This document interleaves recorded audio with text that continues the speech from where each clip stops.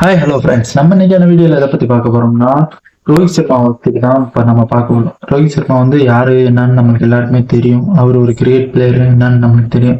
அவரை பற்றி தான் இப்போ ஒரு லீக்ஸு அண்டு ரூமர்ஸு எல்லாமே நம்ம இப்போ பார்க்க போகிறோம். அதே வீடியோக்குள்ளே போனோம். இப்போ ரோஹித் சர்மா ஃபேன் வந்து ரொம்ப ரொம்ப ஃபீலிங்காக இருக்காங்க.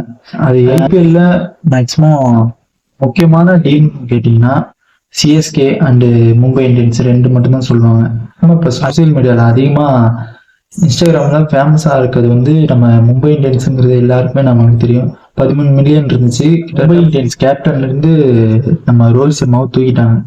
அது ஏன்னா நம்ம ஹர்திக் பாண்டியா இப்போ புது கேப்டனாக நியமிச்சிருக்காங்க.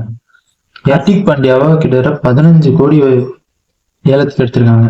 ஹர்திக் பாண்டியா வரும்போதே அவர் என்ன கோரிக்கை வச்சுட்டு இருந்தாருன்னா, நான் மும்பை இந்தியன்ஸ்க்கு வந்தேன்னா நான் கேப்டனாக தான் வருவேன், நான் பிளேயர்ஸாலாம் வரமாட்டேன் அப்படின்னு சொல்லியிருப்பாரு. நம்ம ரோஹித் சர்மா இருந்துட்டு மும்பை இந்தியன்ஸ் சொல்லும்போது வரட்டுமே, கேப்டனாக இருக்கட்டும், நான் பிளேயரா நான் விளாட்றேன் அப்படின்னு சொல்லியிருப்பாரு. நீ கொடுங்க பரவாயில்ல எடுத்துக்கிட்டோம், நான் பிளேயர்ஸா விளாட்றேன், எந்த கோபமும் இல்லாம நான் பிளேயர்ஸா விளாட்றேன் அப்படின்னு சொல்லியிருப்பாரு.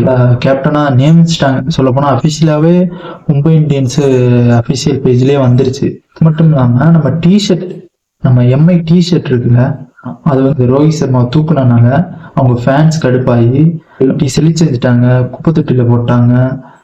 அந்த டிஷர்ட் என்ன பண்ண முடியுமோ பண்ணிட்டாங்க. சொல்ல போனா கேப்டன்சியா இருந்தப்ப ஐபிஎல்ல கிட்டத்தட்ட 5 கப் அடிச்சிருக்காரு.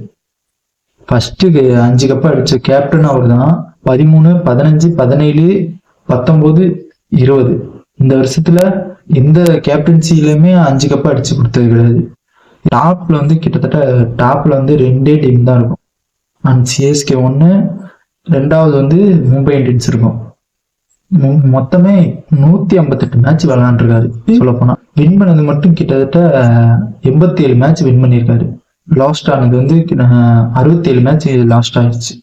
நம்ம சிஎஸ்கே ஃபேன்ஸ்லாம் நம்ம ரோஹித் சர்மாவுக்கு சப்போர்ட் பண்றாங்க. நம்மளுக்கு ஈக்குவலா இருந்ததே இந்த 2 டீம் தான். இப்ப ஈக்குவலா இருக்குமான்னு தெரியல. நம்ம ஏன்னா ரோஹித் சர்மா கேப்டன்சி நம்ம பார்த்துருக்கோம் அதிகமா, அதனால அவர் கேப்டன்சி சூப்பராகவே இருக்கும், நல்லாவும் இருக்கும். இப்ப சிஎஸ்கே ஃபேன்ஸ் என்ன சொல்றாங்கன்னா, ரோஹித் சர்மாவுக்கு ரொம்ப ரொம்ப சப்போர்ட் பண்றாங்க. அது மட்டும் இல்லாம ரோஹித் சர்மா வந்து எல்லோ டிஷர்ட்லாம் போட்டு நீங்க எங்க டீமுக்கு வாங்க, இப்ப வந்து தோனி வந்து 2 மேட்ச் விளையாடுறது கஷ்டம், இந்த மேட்சோட முடிச்சிருவாருன்னு எனக்கு தோணுது.